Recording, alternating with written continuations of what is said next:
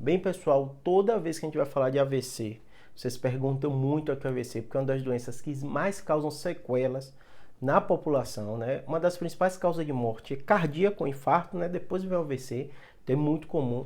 E aí vocês querem saber as causas, justamente para evitar e porque tem um parente teve, tudo isso, né? E tá aqui o grande órgão, mesmo quando você fala de AVC, que é o coração. Porque o coração é responsável por bombear sangue o tempo inteiro, então tudo que seja oxigênio, glicose, tudo que chega no nosso corpo é baseado porque o coração está funcionando bem, está bombeando sangue para todo que é lugar. Então, os problemas cardíacos, para vocês terem ideia, o cérebro da gente, né, pesa ali 1 quilo, 1,5 kg, mas ele bombeia o coração, 25% de tudo que ele bombeia vai para o cérebro. Então o cérebro é um órgão relativamente pequeno, mas ele tem uma relevância muito grande na quantidade de sangue que chega nele. Por quê? Porque ele precisa de muito sangue. E aí o que acontece? Se esse sangue está chegando lá no nosso cérebro de forma pouca, o que vai acontecer? Pode gerar uma isquemia, pode gerar um AVC.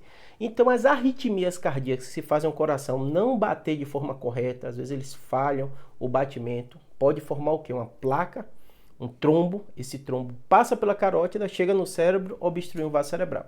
É como se fosse uma peneira, né? O vaso daqui do coração é grande, passa aquela carótida que é grande, mas quando vai chegar lá na periferia, já que 25% acaba indo para o cérebro, fecha, porque aquele coágulo não está dissolvido, né? Não vai se dissolver e aquilo pode obstruir.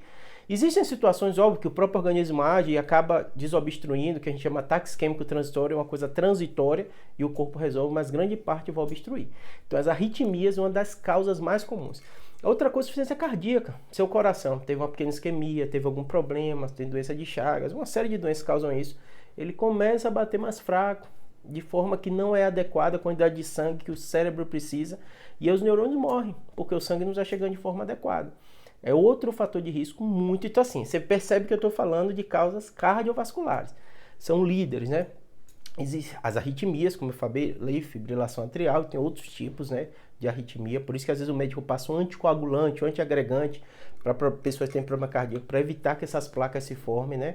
Outro aspecto e outro fator de risco muito relevante são as placas de gordura. As placas de gordura, tem um modelo aqui também, que eu vou mostrar para vocês. Bota aqui o do coração e pegar aqui a placa de gordura. Placa de gordura nas carótidas. Se a carótida está obstruída, o que é que vai acontecer? Também o sangue não vai chegar direito. Você pode ter um ataque isquêmico transitório, descobrir essa placa e até fazer uma angioplastia, desobstruir e funcionar direitinho. Mas se isso não se resolver, você pode ter um AVC. É outra causa muito comum, especial na população acima de 60 anos. Por isso que às vezes o cardiologista, o clínico, pede o Doppler quando o paciente tem fator de risco para ver se já não está obstruindo, mesmo sem sintoma, e ele já tenta resolver com remédio, com mudança de hábito ou até às vezes com angioplastia. Né? E as outras coisas são causas intracranianas, que aí o paciente pode ter esse mesmo processo de fechar vaso, tudo isso dentro do cérebro e também predispor a ter um AVC. Então perceba que são múltiplos fatores. São múltiplas causas que acabam levando a um possível ou risco de ter um AVC, tá bom? Espero que tenha ajudado.